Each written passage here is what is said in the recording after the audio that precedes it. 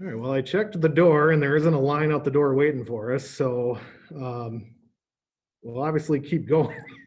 Surprise, we don't have a lot of people, but Dang. darn, yeah. But we'll kind of start. So obviously, this is the kind of 2021 city operating budget public presentation. So there will be obviously another opportunity. This is being recorded, but there'll obviously be another opportunity during the Tuesday, November 24th meeting. There'll be another full public hearing for anyone from the public to kind of voice their concerns. Obviously, this is, I guess on a side note, this is Barb Johnson's last public, unless I can talk her out of it otherwise, this will be her last kind of budget meeting. So again, I think from the city staff standpoint, I definitely want to thank Barb Johnson for everything she did with this budget, and obviously she's done in the past in handling our funds. It's definitely a tough job, and it's very rewarding, and she's definitely rocked the house for many years for the city. So Barb, this is my mushy moment for you. So thank you for everything you've done for us. And thank you for all the work you put into this. And you're definitely going to be missed, but we completely understand the decision. And we only have a few more times with you, so you're going to hear me say this probably a couple of other times at other meetings, but we wish you well, and thank you very much. All right. So I guess we have some options. So since it's just us, do you guys want me to roll through the presentation? It's pretty much very similar to the one I think you guys as council members saw the last meeting with all kind of the updates and the changes. So I guess I will leave it up to you. What would you prefer? Do you want me to run through it since you're here, or what do you want? I can do the short version. This is a PowerPoint presentation. Correct. Right? So I can obviously send it to you guys, and if you have any specific questions you want out of that, you can definitely let me know and hit me up, and I can answer those questions, or both Nicola and Barb and I can. Again, just to kind of, I guess, go over the quick highlights without doing the presentation. Just a minute, Adam. Yep. You said that you would put this on the city website if you do the full presentation. Correct. Is this presentation at all on the city website yet? It will be, yes. So I can give that to Jody, and she can actually put this presentation out there so they'll see it. Okay, because you're recording this, so why don't you put this along with the presentation? Yep. And go ahead and hit the highlights, because maybe people were interested, but 5 o'clock on Monday just didn't work. Just didn't work. Nope, I understand. So I'm going to share my screen here and try to do slideshow beginning. Okay, can everybody see my screen? Awesome. All right. So obviously, again, this is the kind of 2021 city draft operating budget presentation to the public. So as we've kind of worked through the budget, the quote that we're going off this year is: a good financial plan is a roadmap that shows us exactly how the choices we make today will affect our future tomorrow. So just something we want to take into consideration. So as we've been going through kind of the 2021 city budget timeline, as you can see, we are right here on Monday, November 16th. 5 p.m. in the police conference room, we're doing this meeting. And then what will happen is tomorrow, obviously all the information needs to be, with any budget changes or proposals, need to be given to staff so that it can be included in the council packet. And then Tuesday, November 24th, we will be holding the official public hearing for the 2021 City of Platteville budget. And then, looking hopefully for the council to adopt both the 2021 budget and the 2021 to 2025 CIP. So again, what this presentation kind of rolls through is a couple of different areas. It's just going to talk briefly about some budget basics that we have always used for the city of Platteville, and kind of looking at the budget and how we kind of juggle multiple funds and variations. It's going to talk a little bit about the financial outlook and considerations that we take into our 5-year CIP financial improvement plan, as well as what we looked into for this year. It's going to hit on some 2021 city budget initiatives, so things we were looking to do in this budget, some of the challenges and hurdles we experienced. It talks briefly a little bit about the 2021 increases to the budget that we saw, and decreases in expenditures and revenue areas. It highlights the 2021 city capital improvement plan, and then kind of finalizes everything by talking briefly about the city tax impact that this budget potentially could have on our residents. So again, just going over budget basics, the city obviously has to create a budget where revenues equal expenditures. So our revenues consist of multiple sources. There's borrowings, state aids, fees, and taxes. And then our expenditures consist of obviously the operating expenses to cover day-to-day, our capital spending, any debt payments that we have from the borrowings. And then if there would be any potential TID shortfalls, that falls back on the municipality to have to handle. So again, just to talk about our expenditures, there's really 4 areas that kind of make up our expenditures. There's the operating budget, which is the basic cost to run the day-to-day operations. Our capital improvement plan, or CIP, which is really the one-time cost for large capital items. Items, again, that are either predictable or otherwise are not. Our debt service, which again is the repayment on all our loans that we do to do mainly our street projects and any large capital project items that get looped into that, or potentially, the TIF districts are the same thing. If we give incentives or have any, specific borrowings that are within those TIF districts, that falls into those categories as well. So again, just talking about the operating revenue, it's, one-time revenue should not be used to balance the operating budget. So there's really 2 options to balance the budget. Either you have to increase revenues or you have to decrease expenses. And obviously for a city or a municipality, the ways you increase revenue are either through, increased fee sources, so raising fees, or having, new revenue sources that come in from programs, et cetera. Or it is increasing the tax rate to cover any expense there. Decreased expenses obviously are where, depending if you have to decrease expenses, it's looking at, contingency counts, if those can be reduced, potentially looking at, sources, whether it's fuel or various areas that potentially we were seeing reductions. So those are areas that you can decrease.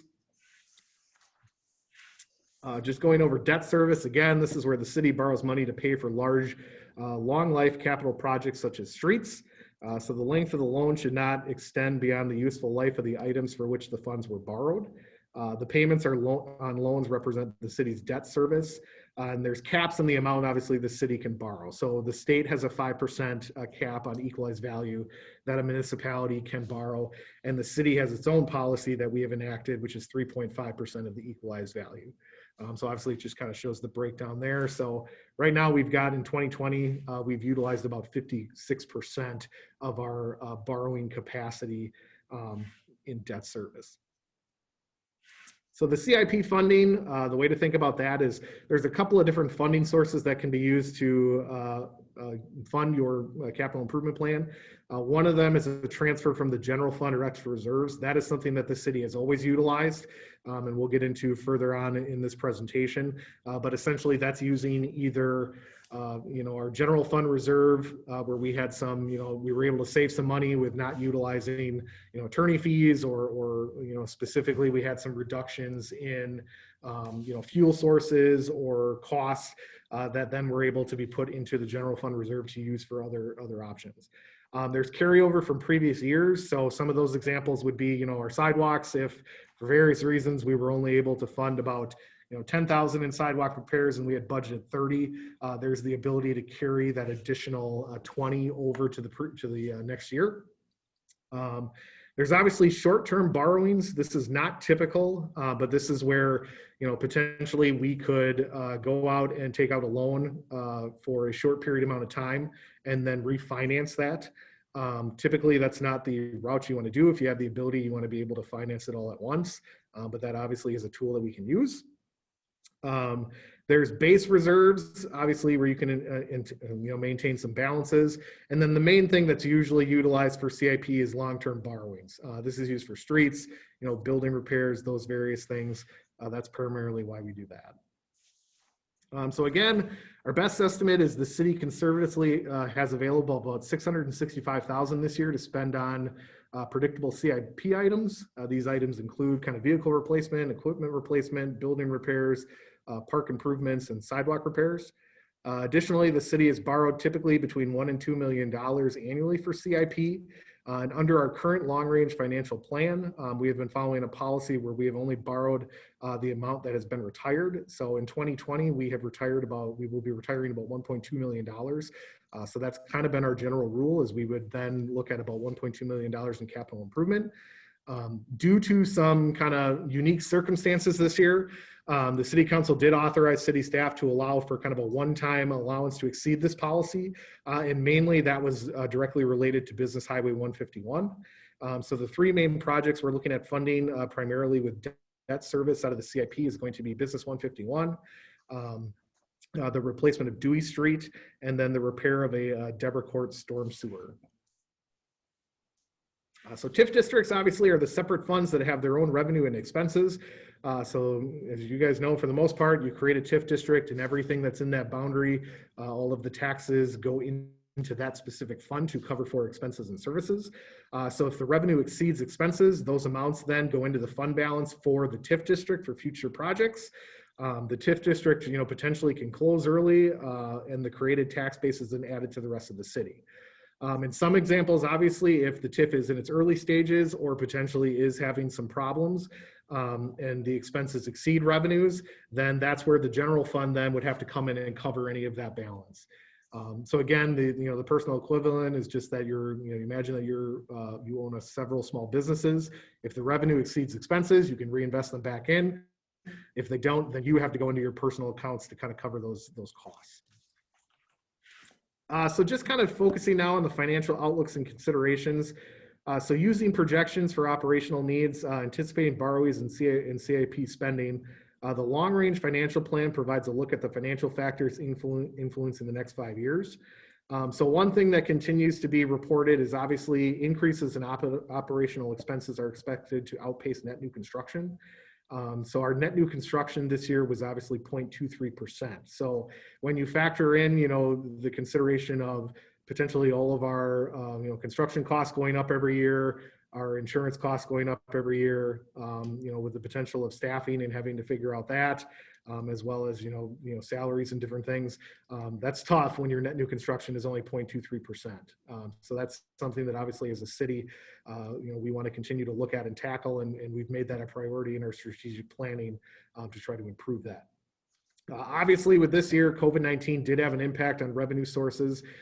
So there is some question going on in the 5-year plan and how that's going to impact the city, the county, and the state. So with the majority of our kind of revenue coming from shared services, that is something that staff and kind of our advisors are going to continue to monitor to see, how that plays out as we go into the future. So as been indicated in our financial plan, without some significant future development, it's anticipated TID number 6 will require levy support. So as we talked about, if that TIF is not financially stable, that then shifts to the general fund having to support that. So that's something that we as staff and kind of as the city will continue to monitor. Our goal obviously is to sustain about $700,000 of annual levy support for CIP. Which will require the use of reserves. So as we've talked about, we use our general fund balance reserve to cover a portion of our CRP each year. And obviously TID 6 and citywide growth and or increases in state funding would help a lot of the issues of the above.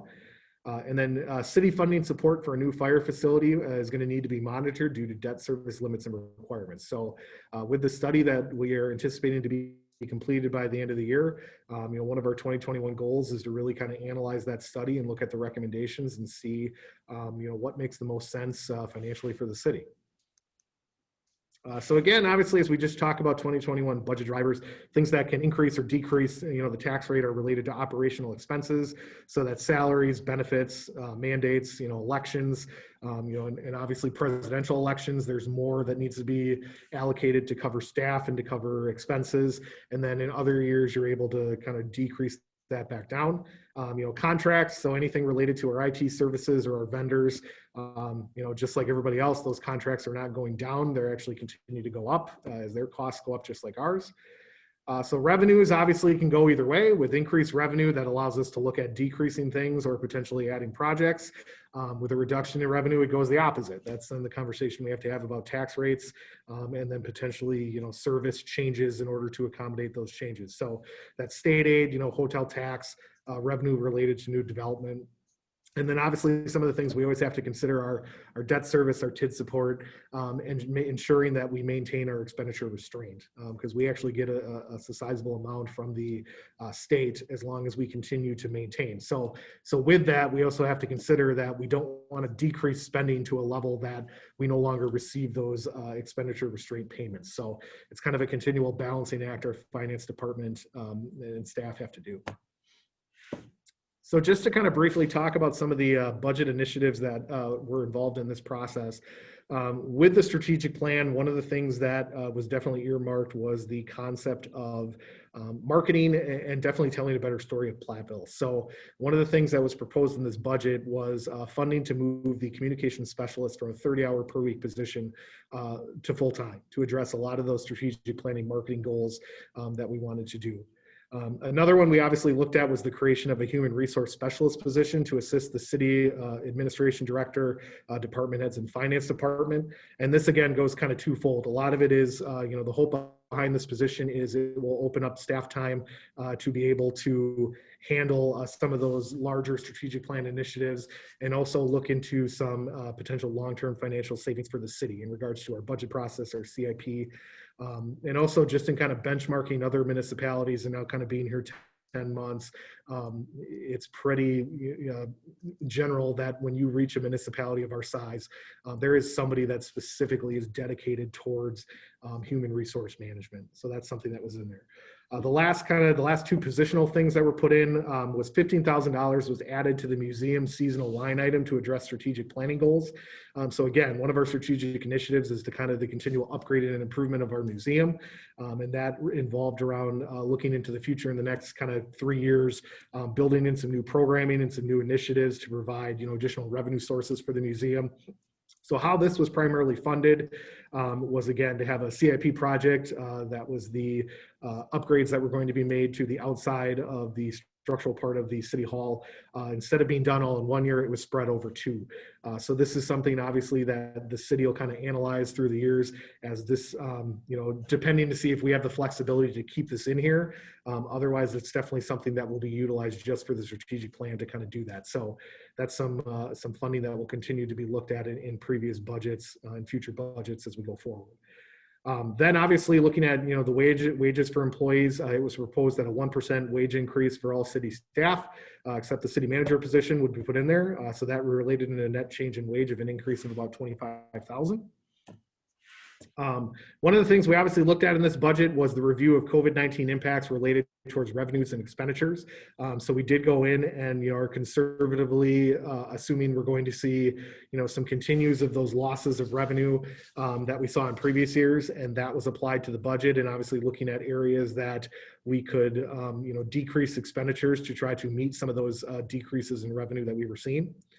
One of the things that we looked at was due to coronavirus relief funding, no levy support will be required for the taxi bus fund, which is usually a tax levy supported by $45,000. So as we kind of talked about previously in the presentation, this is one of those kind of one-time opportunities that was applied to the capital improvement fund. So in future years, obviously, if the flexibility is not there, that funding source continues to require additional levy support, that then will obviously reduce the amount of capital improvement planning that we would be able to do. But this allowed us kind of with this year to utilize that additional money to go towards capital improvement and was not applied towards anything operationally. Because as we talked about, when you make those changes, you want to ensure that every year you can account for that revenue source to be there. So that was something that was kind of a one-time utilization. Some good news is obviously due to some of the reimbursements of economic development costs that staff looked at for TID 6 by TID 5 and 7, levy support will not be needed this year. So that's something that we're going to continually kind of review to see, potentially that we were looking at about $60,000 needing to be utilized to levy support to cover some shortfalls, but due to some reviewing, we were able to get that down to 0. And then a lot of the things obviously we had staff look at was maintaining operating expense accounts at their 2020 levels.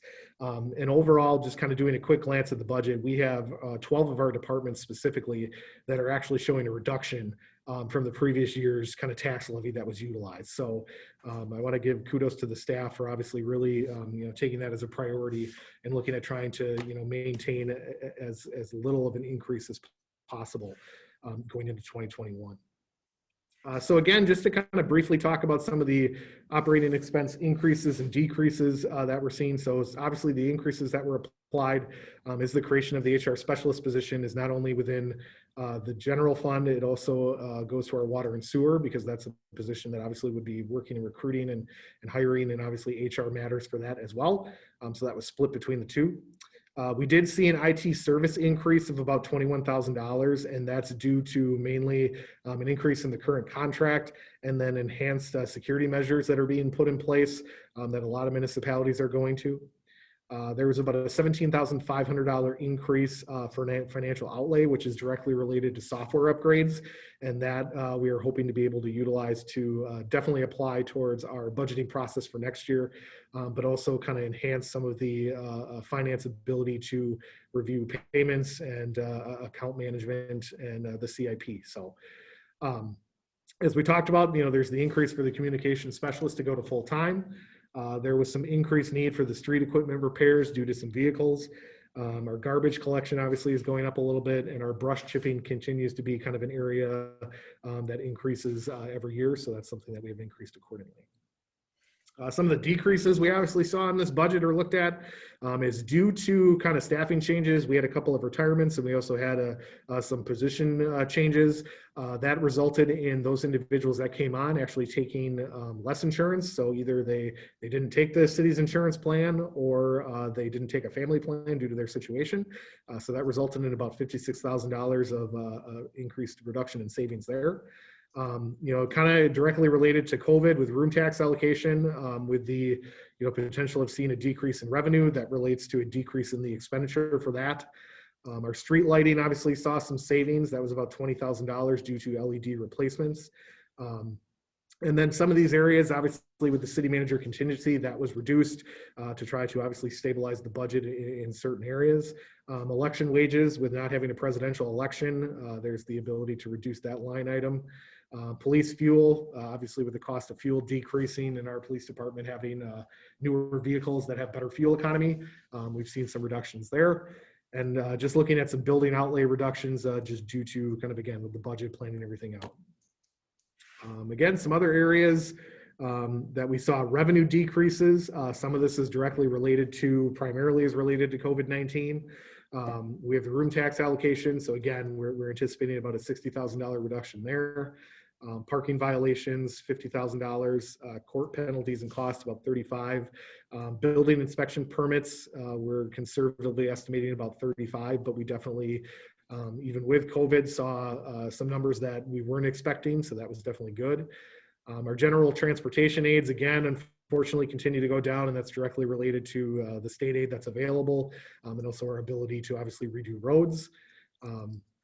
Again, due to COVID-19, we're anticipating a little bit of interest revenue reductions, some state municipal service aids, and then our video service provider, with the reduction of no longer having a cable access for through CenturyLink, we're anticipating that there'll be a reduction there. Some of the revenue increases that we're anticipating, obviously, is the CRO reimbursement that comes directly from the school district for the creation of that position. And then the utility payments in lieu of taxes, we anticipate going up every year. That is kind of reviewed and anticipated an increase. So that's being applied. So then just briefly kind of going through the capital improvement plan. This is what the Common Council kind of gave direction to staff as the final capital improvement plan to look at. So we are looking at doing a city hall exterior maintenance project over the next 2 years, funding some of our park projects in regards to a campground improvement, improving the Dairy Days shed, resurfacing a tennis court.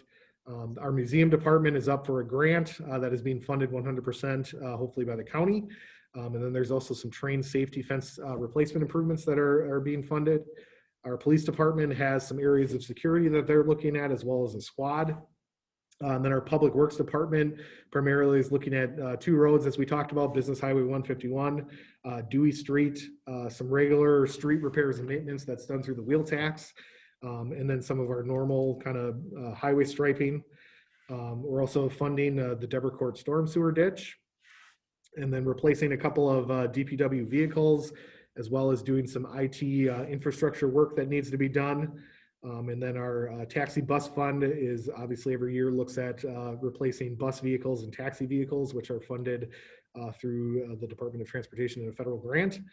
And then the airport, one of the things we were looking at there is kind of creating a line item that would be a continual funding support of $15,000 to cover the CIP match that they're doing. So they are looking at doing a between an 8 and a 10 unit hangar that they're getting the majority of that funded through federal aviation dollars, but it does require some form of a match from the municipality. So just to kind of summarize, where the budget kind of puts everything together is the general fund essentially is looking at roughly about a 4% increase. Our taxi bus fund, as we talked about, due to the funding that is being done by the federal government, is not anticipating that we would need any levy support, so that's a reduction. And then as you can see, our debt service fund and our capital fund are showing some slight increases. Obviously, one of the big things with the capital improvement fund this year is the increase in regards to other, which is primarily being funded by grant funds. So as we talked about, there's about $665,000 that is funded directly by levy. So that's $364 being funded by property tax levy, and then using our general fund balance to fund the rest, which is $300,000. So our debt service is essentially going to be the $2 million, which is the 3 projects that we talked about. That's Business Highway 151, which again gets a very sizable, about $1.4 million grant from the state to do that project. And then the other 2 obviously are Dewey Street, which is our normal street repair that we try to repair a street every year. And then a couple of side projects with Deborah Court being funded with debt. And then the rest of it is obviously funded through either grants or other sources of funding, which is wheel tax, the money that we see through federal grants, the grant potentially from the county, and those type of things. And that's why this year, compared to other years, our CIP is about $6 million, which is definitely an increase over prior years. So we have a lot of opportunities to kind of get some grant funding, which increase the capital improvement budget the normal. So to kind of finalize everything, how that impacts, potentially right now we're looking at going from 2020, which is $7.88 roughly per 1,000 to about $8.02. So that roughly translates to about a 14-cent increase, which is about 1.77%. So how that factors into homes, as you can see, is on the spreadsheet here, where a home that would be $150,000 would see about a almost $21 increase on their taxes, which again is about $1.74 per month. And then, going over about a home that's $350,000 would see close to about $48 of a potential increase, which is about $4. And where that has been historically, as you can see, in 2020, when we weren't anticipating any type of a pandemic, we had about a 1.9% increase in our tax rate. So obviously with staff, we did take that into consideration. So we have reduced that to 1.77. These 2 years are a bit, whatever you want to call it, misrepresentation or misconceiving. What we had here in these 2 years was a reevaluation of the city. So what happened there is the tax rate obviously decreased based on the amount of additional evaluation that people saw. So we were able to decrease, obviously, the tax rate, but potentially somebody could have saw an increase because their evaluation went up. But over some of the prior years, we've kind of had about a 1% increase. So just kind of looking to maintain that and keep that into consideration. So one of the things we always kind of talk about as city staff and try to promote is, out of that, out of your taxes, what exactly is the value of city services? So based on the proposed budget in 2021, a home assessed at $150,000 will pay roughly $1,204 of city property tax, which is approximately $100 per month. So again, for the overall services that you can receive for $100 a month from the city is obviously 24/7 police protection, 24/7 emergency medical services, fire protection, yard waste pickup, snow and ice removal, beautifully maintained parks, street lighting, elections, library, museum. So it definitely is something where, you know, you do get a wide range of services for that $100. And it's something that we take into consideration as for residents is, you know, with decreasing the tax rate comes a question of service reduction and what truly, if we have to do that, what services do we reduce and what. So that pretty much is the kind of quick version of the presentation there. I will stop sharing. And if anybody has any questions, we'll go from there. I just have a comment. Yeah. Adam, on the page right towards the end where you had 2021 tax impact, Yes. the word percentage is misspelled. You Oh. might want to change that before you put it up on the website. Good catch. We'll fix that. Okay.